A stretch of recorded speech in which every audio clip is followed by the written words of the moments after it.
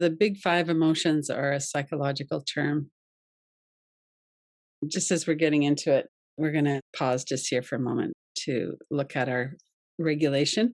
This was really more critical probably when we were working with anger and grief and those intense emotions. But it's always, this is what we do every day at the daily practice. It's what many of us do in other times. And there's a playlist on my YouTube channel called Tools, and it has tapping and tracing and changing focus. Many of us do those practices when we're feeling like we're getting a little bit too engaged in something. So, tapping meaning just two fingers on the forehead, just lightly tapping on the forehead, taking your attention away from the thoughts and into the sound and sensation of the tapping. One thing that I don't think we've actually done here is this butterfly hug. So, we link our thumbs together and then we end up with these two wings just over our heart center. And so we can just kind of move alternate, try to do it alternate because it's an alternate side or alternate brain stimulation. And, you might do it kind of fast or kind of slow, but it's one of those practices that can help us to arrive in our body, kind of settle into our body. All right. So the big five personality traits, and the way you could remember it is ocean, the word ocean, and then there's the five traits. And I was listening to a really good podcast with Sounds True with W. Keith Campbell, who's a head of a psychology department in the United States, and he's written a book on the new science of narcissism. So this class isn't about narcissism, but at the beginning of it, he was talking about these five qualities that psychologists have organized kind of all the different personality traits into these five. So it's openness to experience and ideas, which is pretty self explanatory. It's conscientiousness. So when we're conscientious, we work hard, we do our duty. And like any kind of way that we organize these things, we're not trying to go for 100% of one and then nothing of the other. We're looking at a balance. So extroversion is one that he was saying it's really possible to be overly extroverted. But oftentimes, successful people in our culture are more extreme on some of these. So, sociability, ambition, agreeableness, which is the one we're going to work with most today, is kind, compassionate, connected with other people, with ourselves. And then eroticism, which we would think of as something wrong with us, is actually also very helpful. We don't want to have as much neuroticism as we might want to have openness or agreeableness. But neuroticism can help us to maintain awareness of danger. It can help us to not get too carried away. So ideally, they're in balance, and we want to have higher scores on the top four and then a bit lower on neuroticism. So you could listen to that podcast on Sounds True if you wanted to find it. So then he talked a little bit about combining these big five traits to make up our personalities. So if we look at a politician or a leader, for instance, they're usually very high in extroversion, which includes ambition and drive, as well as kind of really liking to be around other people, and low in agreeableness. They don't care too much about what other people think. So if you get someone who's high in agreeableness, you tend to kind of really feel for other people, maybe a little bit more than what you'd need to be more on the ruthless end of things, which politicians and leaders can be. And then someone who's too open. So if you have a high degree of openness, you might just kind of look at life like this buffet, and you just kind of, you're a nurse for a couple of years and then you train to be a pilot and then you do something else. And people who are too high on openness never really settle, so that it's not necessarily a positive thing to be too high on that. And then too much conscientiousness we often find in people in business, and it makes us kind of dull if that's all we ever kind of do is our work. It might make us rich, but maybe not very happy.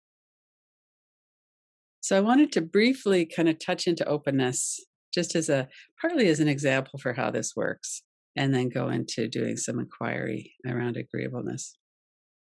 So openness is something that I think most people feel like is a good thing. And if we look at The descriptions under low in openness: doesn't like change, not very imaginative, doesn't like to think, doesn't like new ideas. We feel like that's kind of a stick in the mud, somebody who's really resistant. And then we're on the high in openness: artists, creative people, people that like new challenges. I would include people that like to travel, like that kind of a little bit of a feeling of adrenaline and maybe a bit of danger as well. So just really interested in people and learning about new things. And they really enjoy things that don't feel very familiar. So that would be, if I look at my own openness, I'm pretty open to a lot of things. One of the things that I wanted to really bring in here for all of us so that we're not shaming ourselves is that all of these things are highly impacted by our trauma history. So if we have had experiences with other people where we've been hurt, then we're not as likely to want to go out and meet a bunch of new people. Or as a woman traveling in the world, I enjoy traveling, but I would always make sure that I'd found a place to stay by supper time. And then I wasn't out and about at night, which was fine in some places. But when I went to New Orleans, for example, a lot of the fun happens late at night. And so there's a there's a way that this works that we have to be practical about it too. So let's just take a moment and kind of feel into that for yourself as you're reading those high and low descriptions. Where do you feel like you are in terms of openness?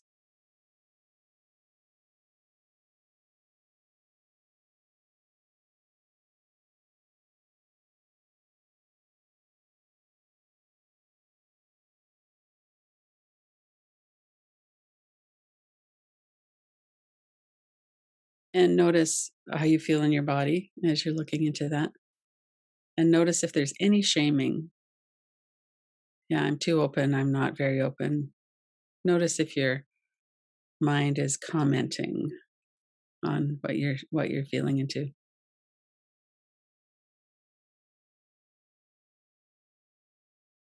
Right. So let's go into agreeableness.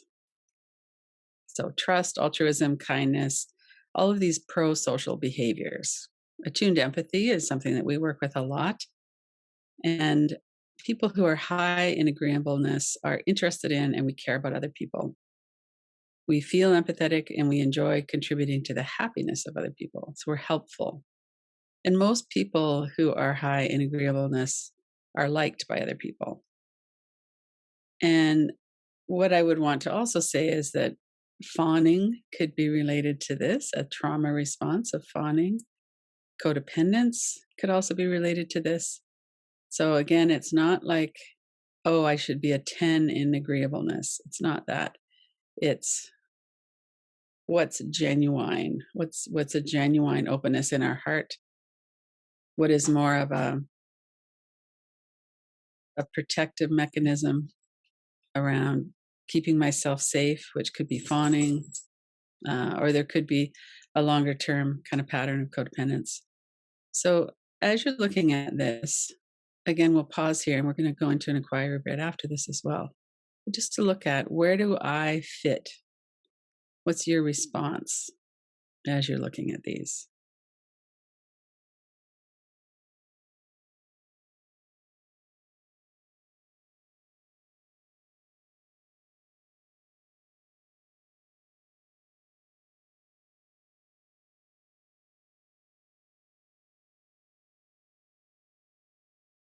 So if we look at low in agreeableness and we kind of think about how we might get to be that.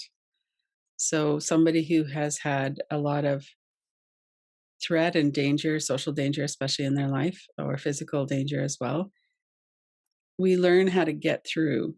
And sometimes we learn how to get through by manipulating others or trying to come to a top power above or power over position. And we can't always protect ourselves by being helpful, although oftentimes children, especially, will try that. They'll be mama's little helper, or they might go back and forth between that.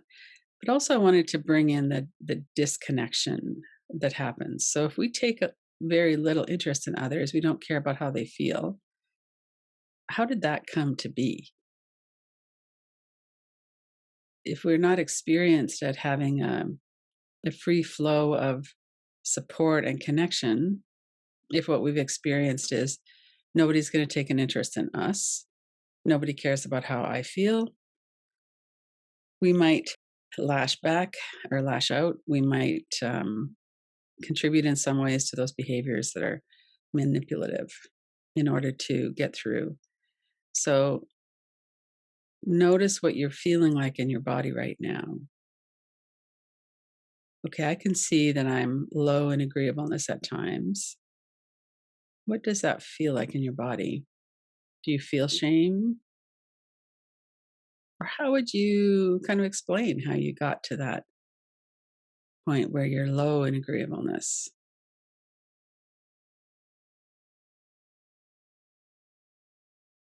And I'm sure this applies, both of these apply to all of us here to some degree or another.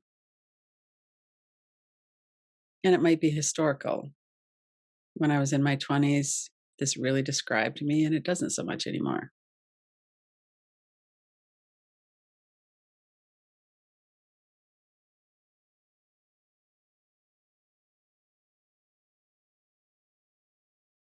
And then if you're looking at the high in agreeableness, does that feel like it's a healthy interest and care? Is it fawning? Is it a genuine empathy? Is it genuine sometimes and not other times? Just notice your felt sense around that and what's happening in your body as well.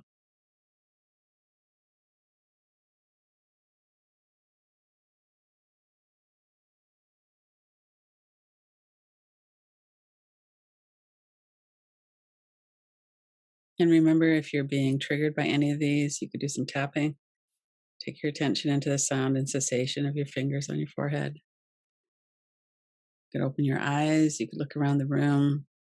You could do any of these tools and practices to bring yourself up out of something if it's feeling like it's taking you in and it's too intense. So, if we're looking at improving agreeableness and pro social behavior in a very genuine way, so practices like loving kindness, meditations helps to open the heart. And sometimes when we're doing a practice like that, we'll feel really hard hearted. And oftentimes we feel hard hearted towards ourselves even more than other people. So, again, this is the work we do all the time in different ways. Sometimes, if we can't feel any kindness for ourselves, we'll imagine, what if my child or what if someone I love was in that same situation? How would I feel about them? Would I have compassion for them?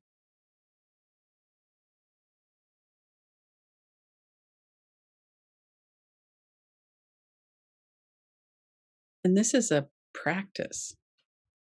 We can notice, okay, these particular thoughts and patterns and behaviors that I have are contributing to my suffering. I feel not very connected. So how could I do a practice of trying to be more open or noticing when I'm feeling shut down? And then on the other side of it, we can also work with what it is that gets in the way. So if it's anger, if it's inner critic, disconnection, not trusting people, and that angry, well, nobody ever done anything for me. Why would I go out of my way for them? That kind of thing. So we can work with strengthening the positive and work with healing what prevents that.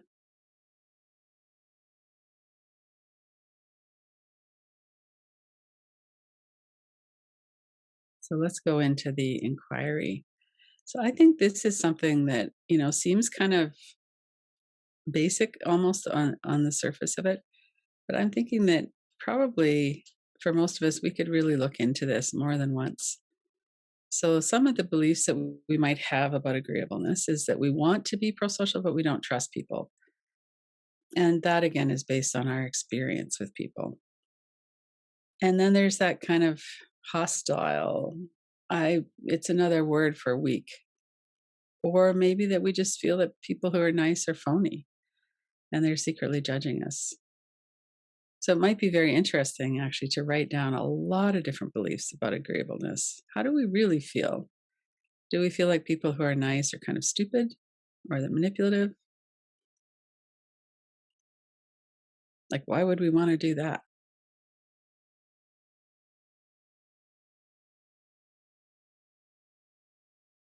And the freedom part of it, I think, is to feel free to express ourselves authentically without fear, without judgment or shame, and to be wholehearted in a way that's also very boundaried. So we'll take about 5 minutes here, whatever one of these you want to really work with. You could look at what the evidence is for your beliefs. You could really sit with this question: do I actually value being agreeable?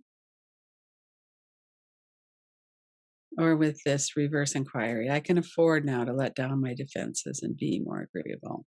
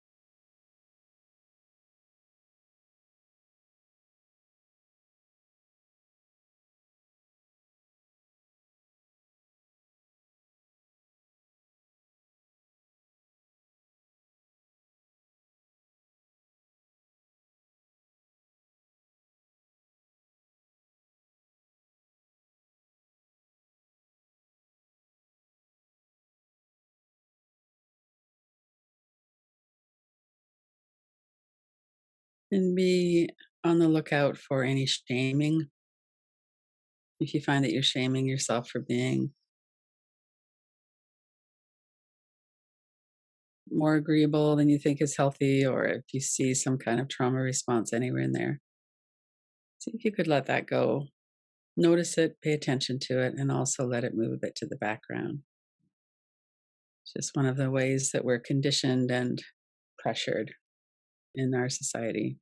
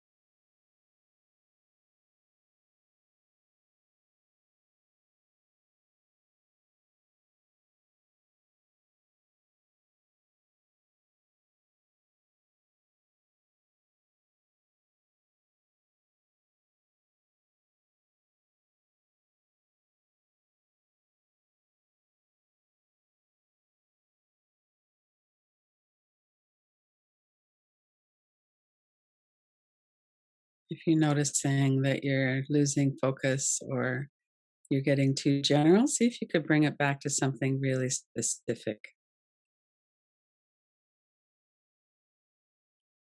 Maybe a specific person where you feel like you have to defend yourself, or a specific person who you feel is phony and manipulative. Let yourself get specific and stay really present in your body as well.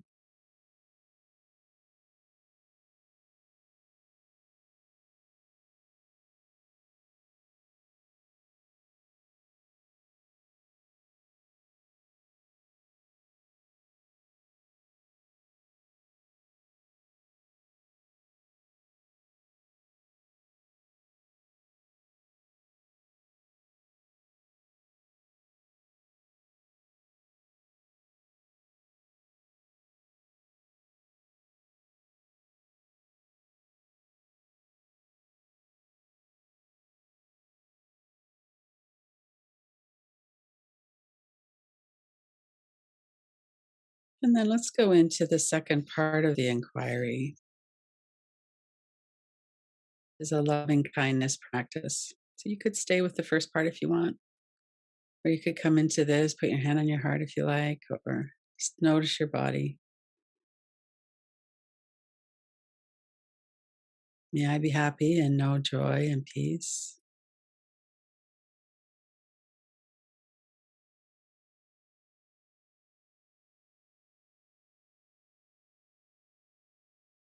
May people that I like and care about be happy and know joy and peace. And bring people specifically to mind and send them the blessing.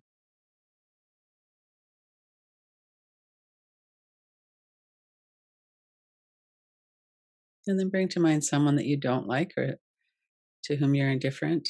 It could be somebody you don't know very well. But see if you could send them a blessing of being happy and knowing peace and joy. Bring them to mind.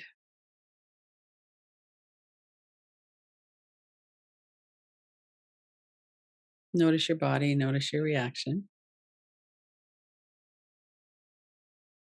And then may all beings everywhere be happy and enjoy peace.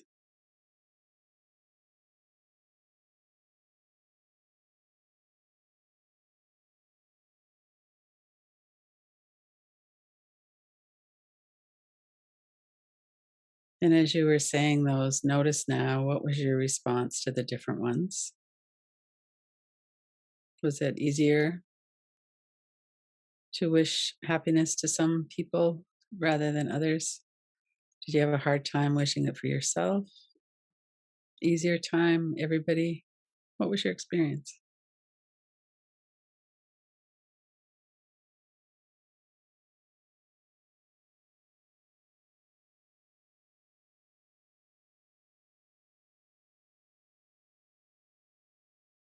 All right. And then over the next minute or so, coming back, these are the inquiry questions again. If you wanted to just have another look at those and bring to mind what you might like to share, or what has intrigued you that you think you might want to maybe work on more later as well.